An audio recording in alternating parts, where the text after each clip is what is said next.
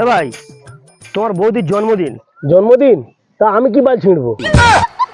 আরে না, জন্মদিনটা অনেক বড় করে হচ্ছে তো, আর তুমি আমার বাড়িতে বহুদিন ধরে কাজ করো, তাই ভাবলাম তোমার ফুল ফ্যামিলিকে 3 দিনের একটা নিমন্ত্রণ দিয়ে যাই। 3 দিনের নিমন্ত্রণ? নিশ্চয়ই কোনো বড় উপহার পাওয়ার ধান্দায় আছো। দাদা, উপহারের আশায় কেন নিমন্ত্রণ করব? আচ্ছা ঠিক আছে, আপনার কোনো উপহার দিতে হবে না। কি, সবাই উপহার নিয়ে খেতে যাবে আর আমি খালি হাতে যাব? কেন, আমি ভিখারি? আচ্ছা দাদা, তোমার উপহার আনতে হবে না, আর 3 দিনের নিমন্ত্রণও খেতে হবে না। এক কাজ করো, তুমি অনুষ্ঠানের দিনে তোমার ফ্যামিলি নিয়ে চলে এসো। সবাইকে 3 দিনের নিমন্ত্রণ, আর আমি কাজ করি বলে আমার 1 দিনের নিমন্ত্রণ? কেন, আমার কি কোনো সম্মান নেই? এই শালা, মাথা গরম করে দিচ্ছে।